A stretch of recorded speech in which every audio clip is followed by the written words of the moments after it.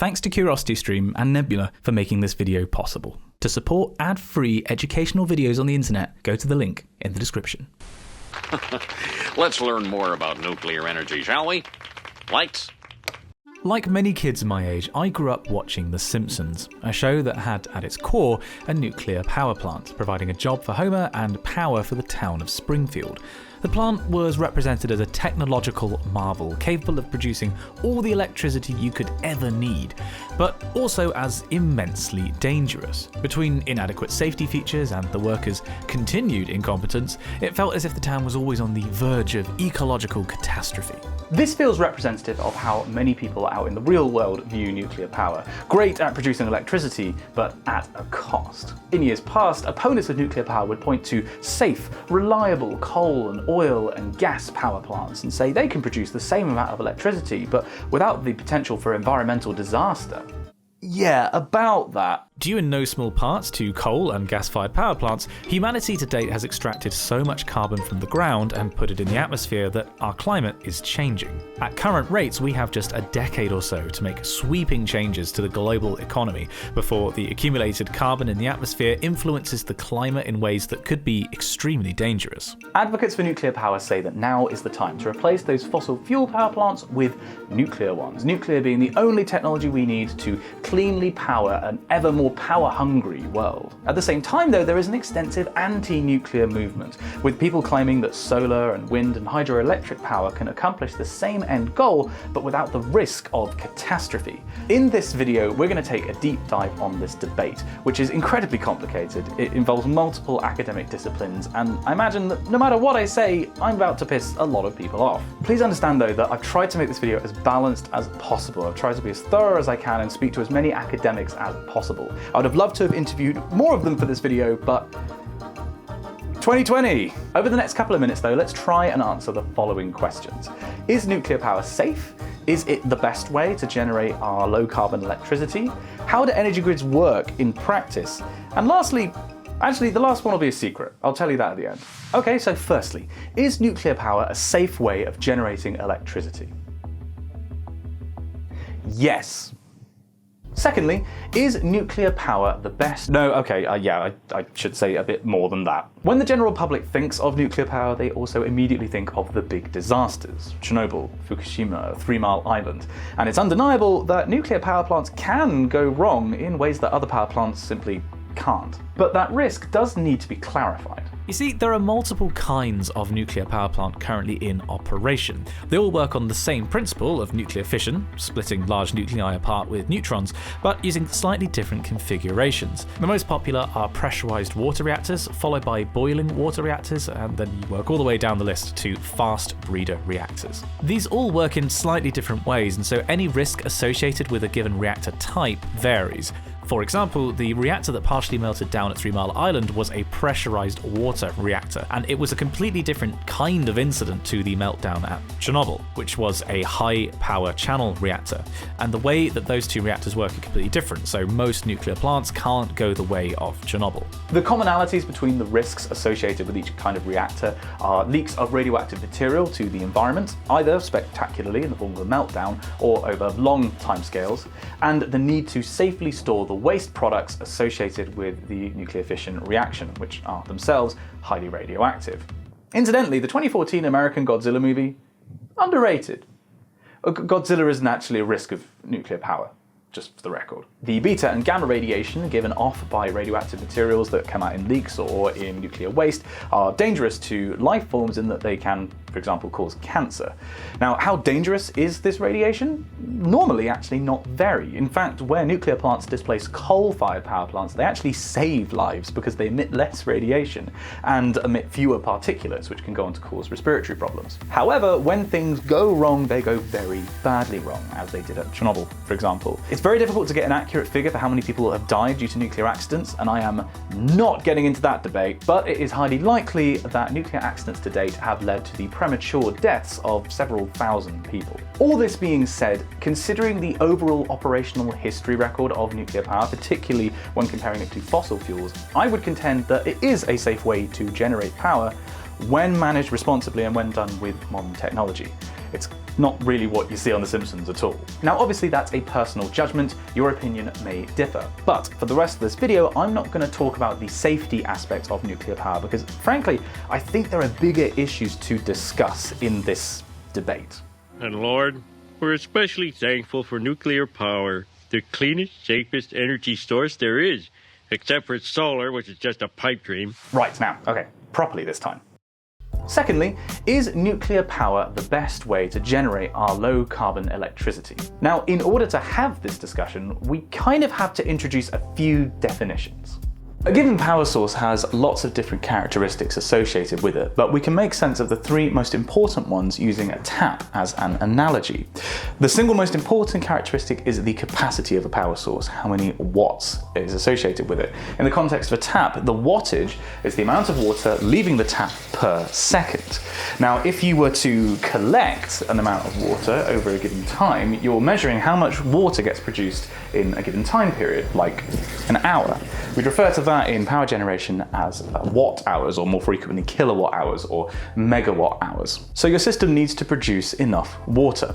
But we're also interested in producing low carbon electricity. So that is the carbon emissions associated with each given unit of water, or each given unit of power. We express that in the kilograms of CO2 required to produce an amount of power. Lastly, we also have the inertia of a power system. This is a little trickier to understand, but you can think of it in this context as if I turn the tap on, how quickly does the water start flowing and how quickly does it stop flowing if I turn the tap off? A system with a very high inertia would take a long time to respond to changes in the input, changes in the tap. But a system with very low inertia, the water would start and stop flowing immediately. I really need to do the washing now. Okay, so if you want to generate electricity, you have three broad options. You've got the fossil fuels, coal, gas, oil, you've got nuclear power, and you've got the loose collection of technologies known as renewables. Now, if you want to generate electricity with a low carbon impact, then fossil fuels are just out of the question. So you're left with the choice between nuclear and renewables. I've already met all the different kinds of nuclear plant, but what are renewables, I hear you ask? We've got the classics, solar photovoltaics, turning sunshine into electricity, wind turbines, stealing power from the storm, and hydroelectric. It's water. Going downhill! As well as these technologies, you do have other options like geothermal power, using the heat within the earth to create steam to drive turbines. You've got wave power, creating electricity from the motion of the ocean. And you've got concentrated solar thermal power. Basically what you did as a kid to ants with a magnifying glass, just on a bit of a bigger scale. I've divided renewables into these two groups because solar, wind and hydroelectric power have been implemented on a large scale to date, whilst the other technologies mostly have not. So for the remainder of this video, when I'm talking about renewables, really that means solar, wind and hydro, though we will come back to some of those other technologies. If you're designing a future low carbon energy grid, then you have these two options, renewables and nuclear. But what are their relative advantages and disadvantages? Well, let's consider a few key topics and keep a tally. Firstly, and most importantly, carbon. Both renewables and nuclear power have an incredibly low carbon cost for each kilowatt hour of power that gets produced. But it's not quite as simple as just comparing those two numbers. Specifically, we need to know the lifetime emissions associated with each source of power. So that means accounting for the carbon emitted by producing electricity, but also the carbon emitted in constructing the power plant, and in the case of nuclear power, decommissioning. On this front, renewables edge ahead, but by a small amount. According to figures from the IPCC, first of all, wow, they're both so much better than coal. Wind has the lowest carbon cost, and solar and nuclear are about the same, but there's a large spread. Solar costs have been coming down though, as panels have got more and more efficient, and so you could reasonably expect the carbon cost of solar to fall even further in the future as the panels get even more efficient. The higher cost for nuclear is largely because it is very carbon intensive to both build and decommission. You use lots of concrete, meaning that nuclear is low carbon, but only when considered on long timescales. So both are fine options, but renewables definitely have the slightly lower carbon footprint. Next, capacity. Is it possible for nuclear or renewables to provide all the world's power? Absolutely yes. Currently, about 440 nuclear reactors supply around 10% of the world's electricity. And in France, it's actually about 70% of the nation's electricity. So, yep, nuclear definitely has the potential capacity. A list of territories currently generate all their power from renewables, mostly, it's got to be said, hydroelectric power, but solar and wind dominate in, for example, 2 German states and plug the gap in the dry season in Uruguay, for example. The difference, of course, is that nuclear is incredibly space efficient. It generates a vast amount of power in a tiny area, while to generate the world's electricity from solar alone, you would need to cover an area roughly the size of New Mexico with solar panels. So both power sources definitely have the potential capacity, but nuclear definitely does it in a smaller space. Cost per kilowatt hour. Simple enough, what is the dollar cost of generating a kilowatt hour of energy using either of these sources? Again, using data from the IPCC, wind and nuclear are basically on level pegging, with solar again being a bit more expensive. Now, in many instances, while the cost of producing the electricity from renewables has plummeted by some 90% in the last 20 years, the cost to consumers over that same period has actually increased. And that's largely because you have to build new infrastructure, because current grids, for example, aren't designed for generation to take place in residential areas. The electricity is supposed to flow the other way. Nuclear power, on the other hand, utilizes existing infrastructure. So for as long as you will be needing to build new infrastructure for renewables, which would probably be the case for the next decade or two, nuclear is going to be a little bit cheaper. It works out to be about the same as wind. But let's say that nuclear is a little bit cheaper.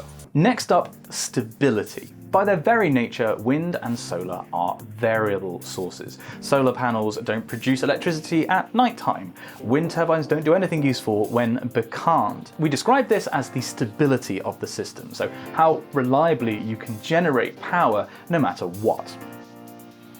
Nuclear is absolutely the more stable option of the two. When running normally, power generation is guaranteed. There are ways to provide stability to a grid based entirely on renewables, notably storage, meaning either batteries or pumped hydroelectric, having reservoirs at 2 different heights, though there are more esoteric options like using a fleet of electric vehicles as your grid storage, but also hybridization. Hybridization is using multiple kinds of renewable energy in the same grid, so for example combining wind and solar and tidal power. When one source reduces an output, another one can take up the slack. In theory. In practice, this works on large scales, as it won't be cloudy or completely still across an entire continent, and so areas enjoying a glut of power can supply those which have a shortfall. This does, however, rely on grid interconnectors, feeding energy from one grid or subgrid to another, which means yet more infrastructure expense. Nuclear, hands down, provides greater stability. And lastly, probably most importantly, construction. Nuclear power plants are expensive. If you want to build one at the moment, you have to have a few $1 billion. The idea being that by investing lots of money into one large centralized power source, that you benefit from economies of scale and you just keep things simple. This is a problem, however, if you don't happen to have a few $1 billion lying around, or if you live somewhere with a very low population density, such as in rural areas, where the transmission costs, the cost of getting the electricity from the power plants to the user, can be very high. Renewable sources could not be more different. They form a distributed network, with each component contributing not as much capacity, but being a lot cheaper. This means that renewables are significantly more appealing in the developing world, where finance is more difficult to come across, but also where population densities can be very low, particularly in rural areas. It's estimated that there's around 1 billion people in the world who don't have access to electricity, and the majority of those, especially those in rural areas, will only gain access to electricity through renewable microgrids, so small numbers of renewable generators separate from the main electricity grid. It's not all rosy for renewables. They have issues related to the extraction of rare earth materials like neodymium that they need for construction, though mining for nuclear fuels, I should point out, isn't exactly great either. And I should also point out that the environmental impacts of both pale in comparison to the impacts of not decarbonising our electricity supply. But the major issue here is time. Nuclear power plants take a long time to build. Nuclear plants that were built in 2018 had an average construction time of nearly 9 years. Now compare that to solar and wind, which can be constructed in a matter of months. Considering, again, that we only have about a decade to cull our emissions, we actually don't have time to plan and construct a whole new wave of nuclear power plants. In summary, neither technology delivers a true knockout punch. Renewables can be built maybe slightly cheaper, they can definitely be built a lot faster, and they are the only option for electrifying much of the developing world.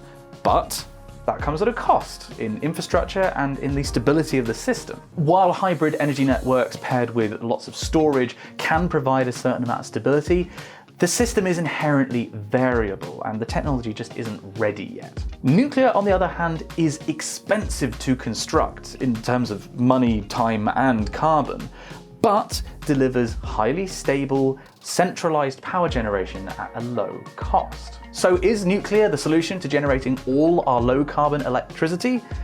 No, definitely not. There are plenty of cases where a hybrid renewables network makes a lot more sense, particularly, again, in the developing world. And plenty of people would argue that you don't need nuclear at all, that you could generate all your electricity with renewables, especially seeing as we have very little time to decarbonise and perhaps out of safety concerns. Is this possible? Well, as far back as 2012, a study found that the USA could be reliably powered by between 80 and 90% renewables, while a 2013 report indicated that Australia could be reliably powered by 100% renewables.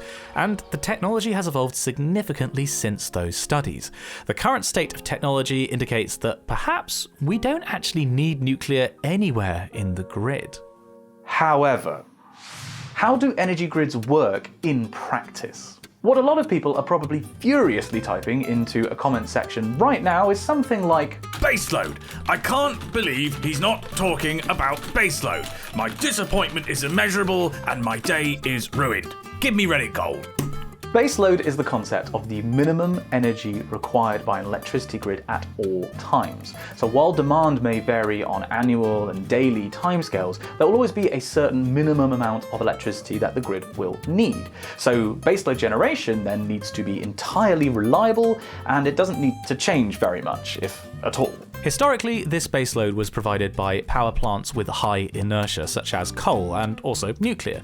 The extra stuff needed on top, the variable demand, was then supplied by flexible power plants such as gas turbines. The flexibility is potentially needed on minute-to-minute timescales, such as in the UK when a big TV programme ends and the entire nation wants to boil a kettle to make some tea. In case you're not from the UK, I just want to be clear, that's not a joke. That's a thing that actually happens. However, regardless of what we might want a future energy grid to look like, that idea is kind of out of date, because the ground is shifting under our feet in what's called the renewable energy transition.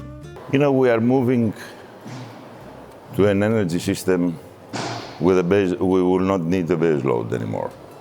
So we are moving to a new energy system. And this comes with the renewables, especially with the distributed renewables.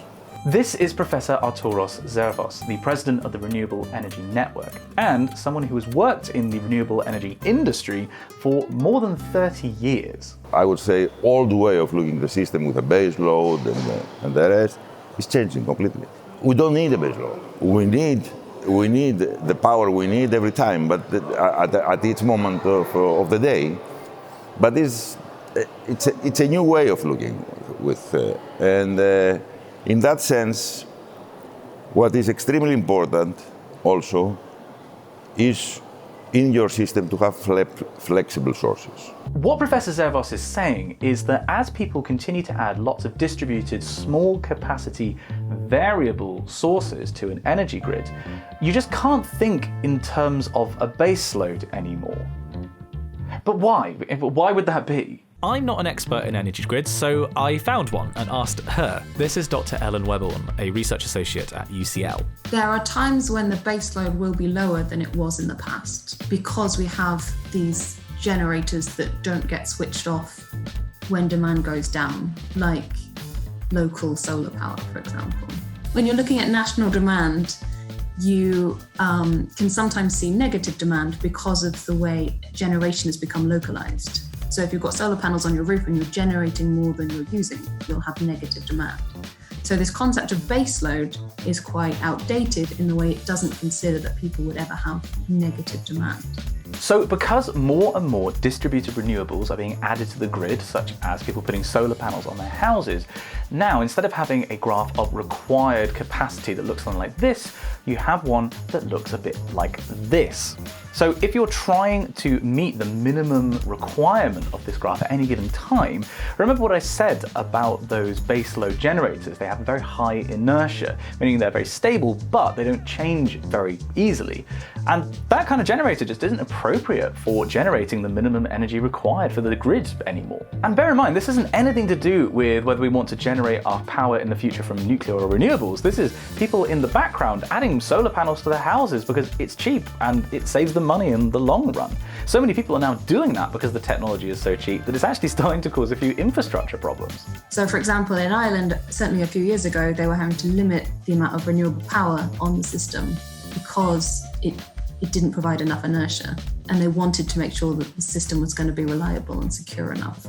So they were capping the amount of renewables they would allow to be on the system, even though there was more wind that could be provided. They said, we can't allow this anymore, we haven't tested it enough. Instead of baseload generators then, you need what Professor Jesse Jenkins at Princeton refers to as firm, low carbon sources of energy. These are sources of energy that are very reliable. You can turn them on at any time of year and they will work. But crucially, they have the flexibility to ramp up and down as required by the load. So if the old picture of baseload plus extra generation is now out of date, how do we design a new future energy grid? Well, it needs to have three major characteristics: capacity, flexibility, and inertia. We're back here at the tap. So your system needs to have the capacity to supply as much power as you need. That's basically how much water can the tap produce. As we've already seen, renewables and nuclear both easily have the capacity to supply our needs. However, as demand on the energy grid is going to be changing on long and short timescales, you need the flexibility to change how much capacity your grid can offer. Now, renewables can offer fantastic flexibility because they are lots of small power sources that you can connect and disconnect from the grid as you see fit. Nuclear, by contrast, does not offer very much flexibility at all, historically. I'm aware that modern plants can load follow to a certain degree. This is what happens in France, for example. But generally speaking, nuclear can't offer the flexibility required for a modern grid on its own. But we come back to the inertia. So inertia is something that provides reliability and stability. It comes from when you have big turbines with large mass that are turning round, so it's much harder to slow them down if something happens. Whereas wind and solar at the moment don't provide any inertia to the system, so it becomes less stable, basically. Okay, but if flexibility and inertia are kind of opposites of each other, how can a system have both flexibility and inertia?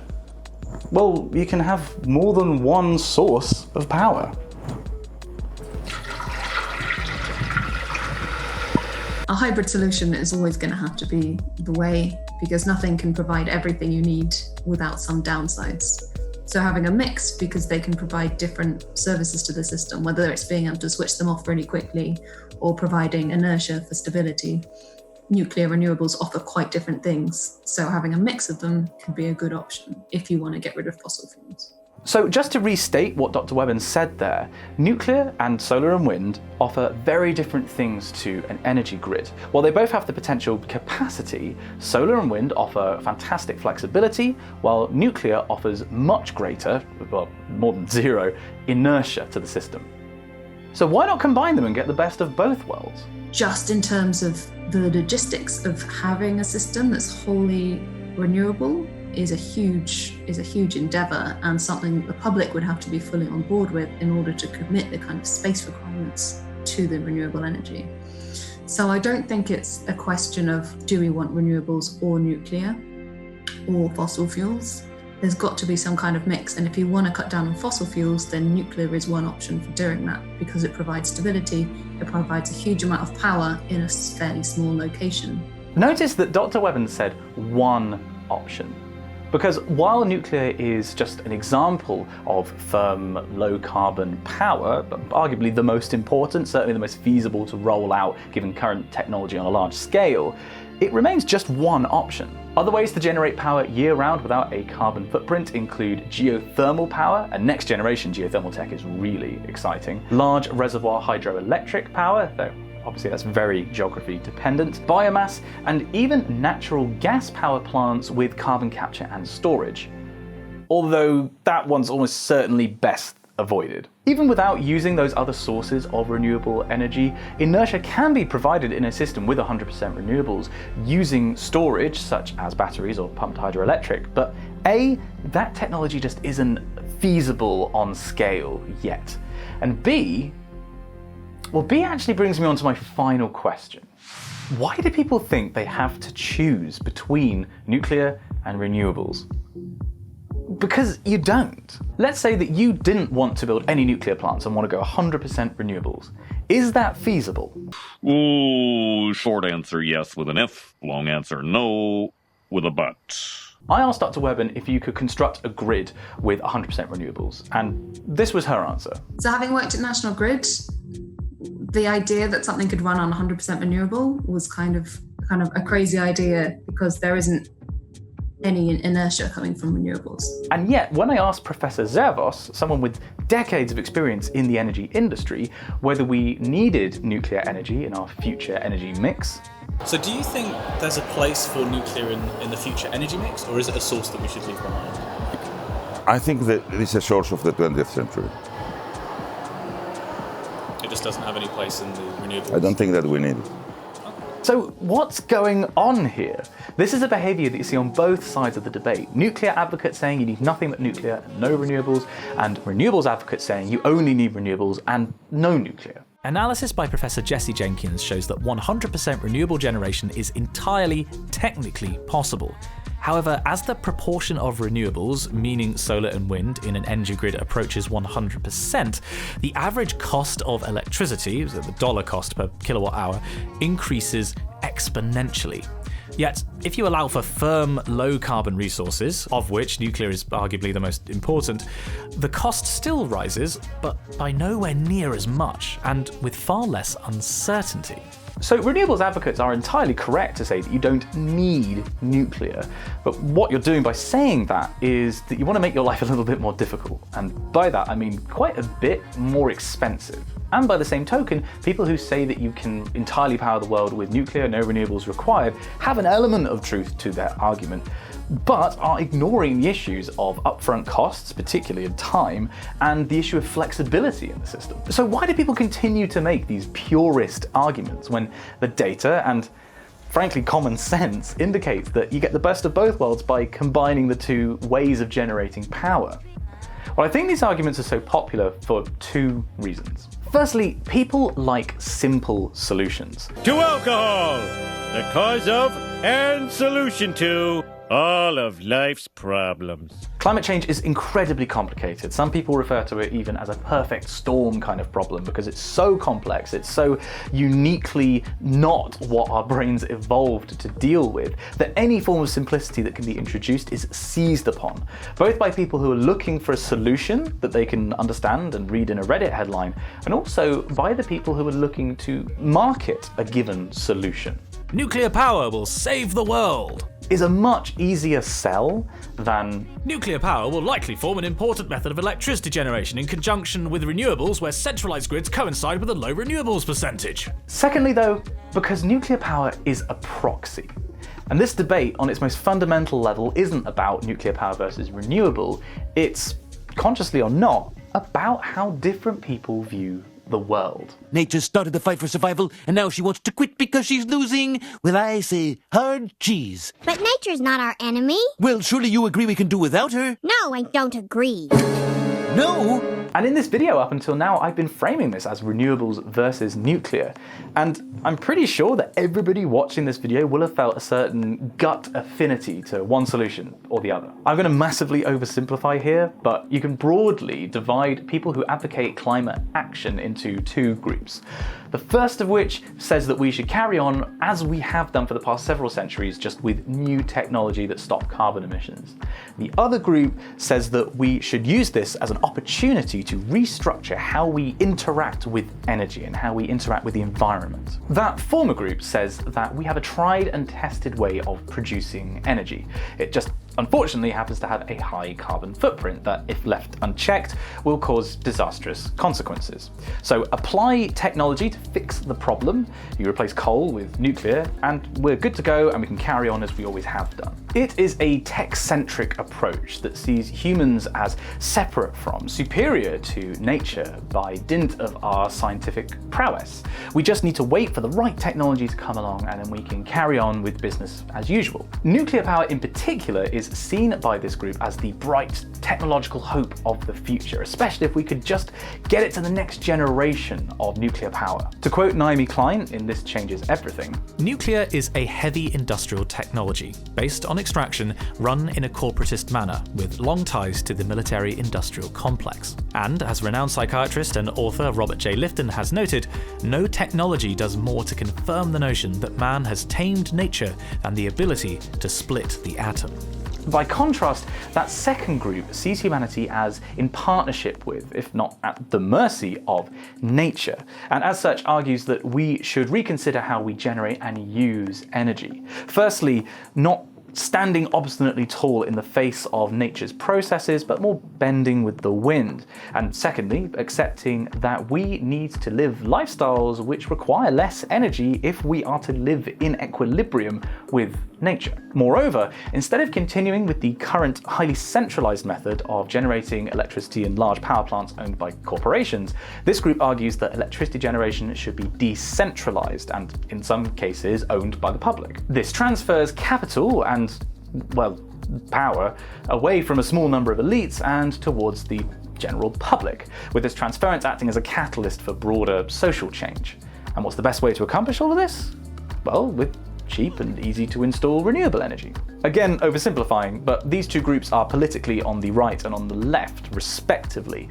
And as with all things in the 21st century, how you, the viewer, identify politically almost certainly significantly influences where your opinion lies between these two groups. But there will be a large number of people watching this who don't identify as particularly right-wing or particularly left-wing, and yet have a very strong opinion on this issue, probably towards the pro-nuclear side. If that's you, then I'm not going to tell you why you think that. I think there are lots of reasons why people like nuclear power. But I will say that I think one of the biggest reasons that people are so into the idea of nuclear power is because it represents technology. Specifically, I think the crucial point here is what Naomi Klein describes as our culture's most intoxicating narrative. The belief that technology is going to save us from the effects of our actions. Our faith in techno-wizardry persists, embedded inside the superhero narrative that, at the very last minute, our best and brightest are going to save us from disaster. Arguing that we should delay widespread action on climate change until a technological fix becomes available is so intoxicating and so widespread because, well, it means that we don't have to change our lifestyles right now. We don't need to take action immediately. And also because it appeals to this internalized idea of humans being special. We're all part of this big story and we'll be saved at the last minute, like in all good stories. But also, and most importantly, I think it's because it allows the people with the most power to retain their control.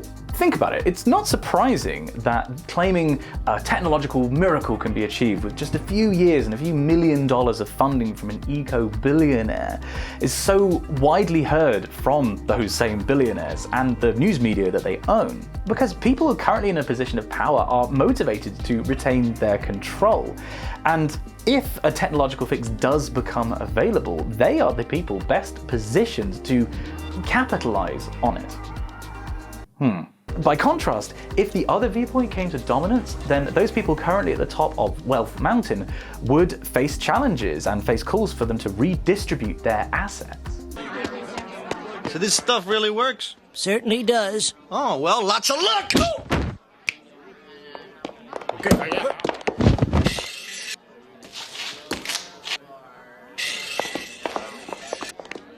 I don't mean to go full bread tube here, and I certainly don't want to give you the impression that I'm a banner-waving advocate for that latter perspective. It's certainly the way that I lean, but I see its flaws. I'm somewhere in the middle between the two. What I'm trying to say here is that this belief in the supreme power of technology is misplaced and dangerous. We don't have the time to wait for some technological superhero to swoop down and save us, and nor do we need such a hero. The technology to fix our problem is here. It is cheap and it is perfectly feasible to roll out on scale. It's renewable energy, it's wind and solar, that will need to be, where it's appropriate, supported by nuclear power. This debate has become an ideological, partisan one, and it doesn't need to be.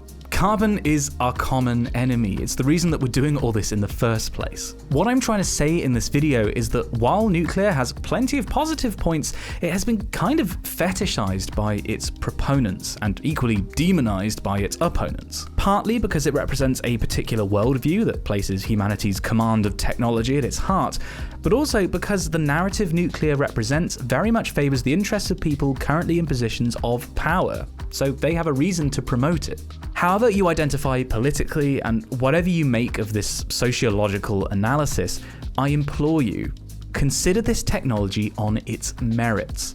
Not how it fits in with your worldview or your politics, but what it can and can't do. And based on that information, and that information alone, decide on its role in a future low-carbon power system.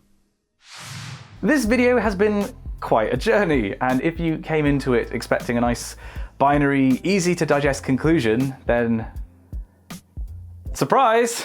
To summarize as neatly as I can, is nuclear power the solution to climate change? No. Should we forget about nuclear and just focus on renewable energy? Also, no. Is nuclear power a useful tool to lower our carbon emissions as part of a future hybrid energy grid? Absolutely yes. Nuclear power has advantages and disadvantages that neatly mesh with renewable sources like solar and wind. It's certainly a very useful string to have to our energy bow, but it is neither a silver bullet nor even the star player. As I said before, we have around 10 years to accelerate the transition to a low-carbon economy and cut our emissions. And with such a tight deadline, the heavy lifting of electricity generation will need to be done by solar and wind. Nuclear just can't be built quickly enough with modern designs. Renewable technologies, on the other hand, have advanced significantly in the last few decades and are now cheap, easy to deploy, and appropriate for widespread construction. They will be the star players, especially in rural areas. The important thing to stress is that this needs to happen now. There simply isn't time for any delays. We, meaning voters and energy shareholders and campaigners around the world, need to start removing fossil fuels from our energy mix. And in my opinion, the best way of doing that, the fastest, cheapest way of doing that, is using wind and solar on a large scale. But we also need to have other sources of energy in the mix to account for the shortcomings of variable renewables. I hope that this video demonstrated that nuclear is a really valuable tool in accomplishing that. But it's not a silver bullet, it's not even the only option. It's just a very good one. I also hope it showed you that this problem is really complicated. Frankly, we have bigger issues to deal with than endlessly debating renewables versus nuclear, and time is short. So let's focus on what is important and let's get to work. I was referring to lowering global carbon emissions, but I did also need to do this. This next bit of the video is about putting this debate in context and the surprising percentage of energy that has nothing to do with electricity. It's available as part of the extended cut of this video over on Nebula. Nebula is an educational streaming service that I helped to create with other creators like Tirzu, Ali Abdaal, Lindsay Ellis, and a ton of others. And we all share in the decision making and the revenue of the site. Making content on YouTube puts you at the mercy of the algorithm and means that a lot of the time I can't make the content I want to make as I know it just won't get views on YouTube. Nebula allows us to experiment with new kinds of content that can add value to the world, aside from AdSense revenue for Google. On the site, there are no adverts at all. This whole section of the video is replaced with extra content, and we've created whole new experimental shows like Tom Scott's Money and the mega collaboration Working Titles. We've partnered up with CuriosityStream, the go-to source for the best documentaries on the internet, and worked out a deal where if you sign up for CuriosityStream with the link in the description, not only will you get CuriosityStream, but you'll also get a Nebula subscription for free. And that's not a trial subscription, it's free as long as you're a CuriosityStream member. And for a limited time, CuriosityStream is offering 26% off all their annual plans. That's less than $15 a year for both CuriosityStream and Nebula. And since we've got to stay inside, you may as well learn about the history of food tonight, or bioluminescence, or the latest dinosaur science. Incidentally, I know what I'm doing tonight. So if you go to curiositystream.com/Simon Clark, link in the description, you'll get both CuriosityStream and Nebula for 26% off. It's a great way to support this channel and the work I do and educational video more broadly for just $14.79 a year. Thanks to CuriosityStream and Nebula for making this video possible. Thank you so much for watching this video. This one has been gestating for quite some time, and I have tried my best to be as comprehensive as possible in how I researched and wrote it. However, I'm sure there'll be plenty of people who think that I have missed something important in this debate.